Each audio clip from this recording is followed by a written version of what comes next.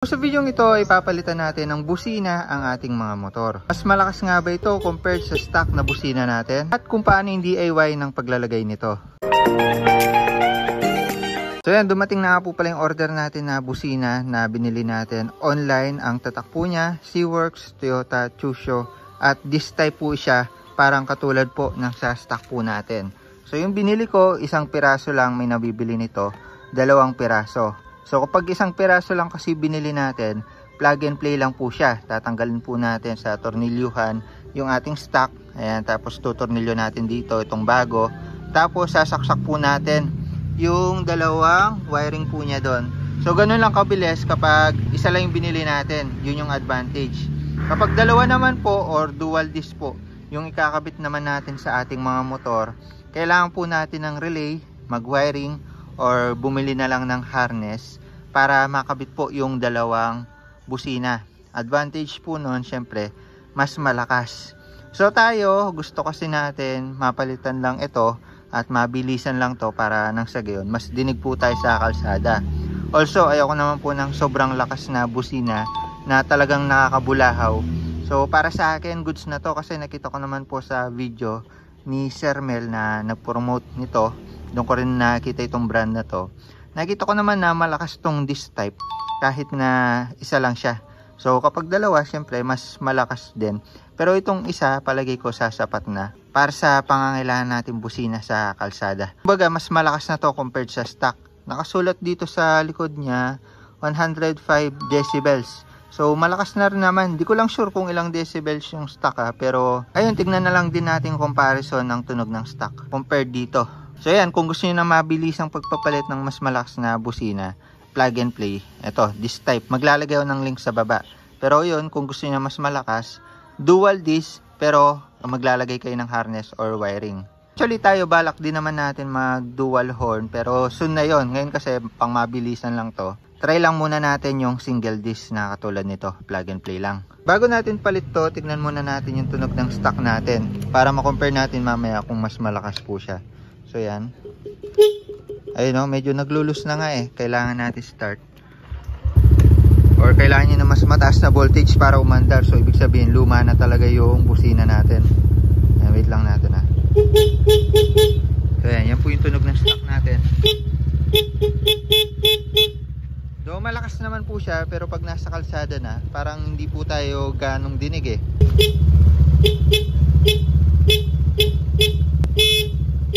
So yan, pakita ko sa inyo na maayos yung stock na busina natin. Ito yan, ito yung bago natin, halos same lang na this type. Kaya yung kabitan niya mamaya, hindi tayo mahirapan kasi halos same lang sila ng bracket, ng pagkakahulma.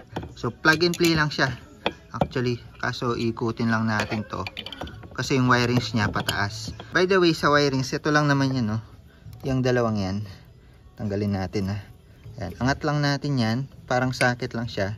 Ayan, natanggal yung isa. Ayan, wala naman polarity ito, pwede naman magkabaligtad.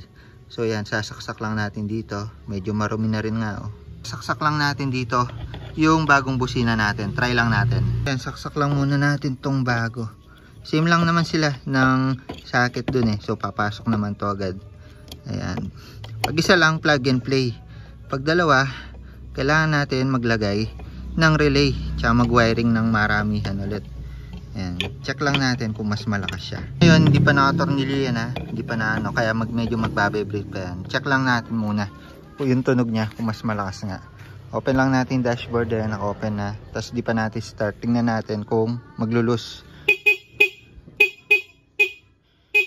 Ayun, goods. Ibig sabihin, okay ito. Kasi yung sa busina natin na stock is kailangan pa natin start bago siya umandar ng maayos. So dito sa bago, all good siya. Ito may problema na siguro tong stock natin. Matagal na rin kasi yan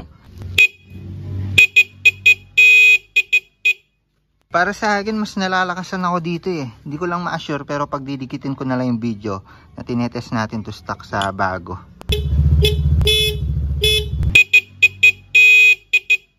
Para sa akin, mas buo yung tunog nito compared sa stock natin. Siguro mas malakas lang siya ng konti. So yun, goods na to para sa replacement ng inyong mga busina. Kung gusto niyo na mabilisan lang, plug and play lang. Okay na to. At saka also, waterproof na rin to, tsaka dustproof. Kaya naman tatagal na to sa ating mga motor. Goods na to, pang replacement. Sa stock natin, lalo na kung medyo mahina na yan, or parang paus na yung tunog. Goods na to. So ito SeaWorks, recommended naman ng mga sikat na vlogger, kung kaya naman talagang quality naman to. Siguro soon kung magdo-dual horn tayo, bibili tayo ng harness. So yung harness na yun parang kumpleto na yung wiring. Plug and play na lang, sasaksak na lang natin mga components. Pero padadaanan pa rin natin yung sa battery, kukuha pa ng supply sa battery nun. May mga relay pa, kaya matrabaho at hanapan mo pa ng pwesto yung isang busina. Also baklas pa ng pairings. So plug and play lang talaga. So mayroon pa siyang bracket dito, ayan, which is itong lalagyan na to. Kaya kailangan tanggalin natin tornilyo na to para matanggal yung busina natin. At para mapalitan natin ito. So sa orientation, dahil nandito yung socket niya at yung bracket niya nandito, luwagan lang natin to, tapos ikutin natin papunta dito sa kabila para sumuwak siya katulad ng posisyon nitong stock natin. So yan, pag naluwagan na natin, baligtad natin orientation. Tapos na pag ganyan, kasi yung socket dito sa taas yan, sigpitan lang natin. Iyon, okay na, salpak na natin. Gamit lang tayo dyan ng 10mm socket para matanggal yung tornilyo na to. So kinamay na natin. Pagkahugot, hawakan nyo na itong bracket kasi baka mahulog dito sa bulsa sa ilalim. Ayan, ito na yung stock natin. Diyo luma na rin, oh. Yan yung sa stock ng Honda Click. Hindi ko lang sure kung ilang decibel eh. Pero katagalan, humihina yan. Tsaka naluluma rin. So magandang replacement na to. Goods na to. So sa paglalagay nito, same position lang. Patong lang natin siya dito sa taas. Tapos tornilyo po natin. Ayun, doon sa part na yun. Tapos lalagay na po natin siya sa wiring. Ito lang po sa inyo yung comparison ng size nila. Ayan, sa SeaWorks, yung bago natin. Mas maliit siya ng konti compared sa stock. Pero iba yung pagkakagawa niya, hindi porke mas malaki, mas malakas. Itong sa SeaWorks, mas malutong yung tunog eh. Tsaka iba yung tunog compared sa stock. Kaya maninibago tayo ng konti. IP34 na rin po ito, kung kaya naman dustproof at tsaka weatherproof or waterproof na rin po. Itong bagong busina natin, katulad sa stock. Ito waterproof din to eh, ilang beses nang nababasa eh. Tapos bukod sa this type, may snail type din po pala nito. SeaWorks din yung pangalan, pero dun nga sana kita yung video, mas malakas itong this type. For idea po pala, ito yung tunog ng dual disc, tsaka yung snail horn, tsaka yung single disc. This type, mas malakas kaysa sa stock. Ito yun, dual disc horn. And last but not the least mga sir, dual snail horn mga sir. Kadagdag ko rin, mas makakamura kayo kung single disc lang yung bibili nyo, kasi ito nasa 200 pesos lang to. Pero pag dual disc or dalawang horn yung bibili nyo, yung pares, nasa 600. Tapos bukod pa yung harness doon na nasa 100 to 200 pesos din.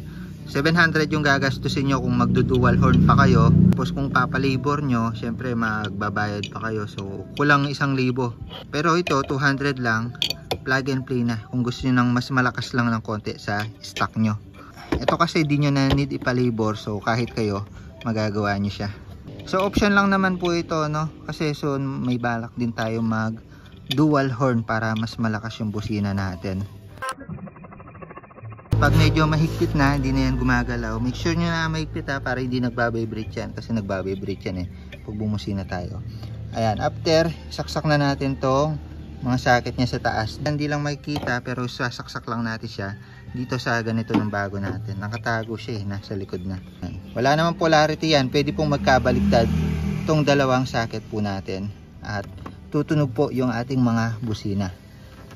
Iyon, okay, goods na. Try ulit natin siya. Start natin or open yung panel. Yan, buksan natin yung engine, baka mas malakas pag nakabukas yung engine.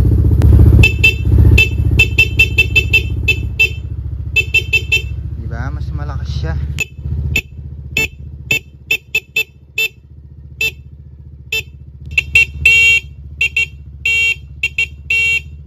So yan, kung gusto niyo ng replacement sa inyong mga busina at mas malakas ng konti sa inyong mga busina, also hindi matrabaho, hindi kayo gagastos ng sobrang laki, di sobrang hassle sa pagpalit, okay itong SeaWorks na nabili po natin.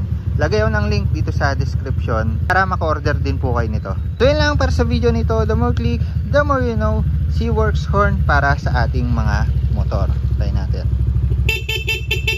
You know, lakas. Bye bye.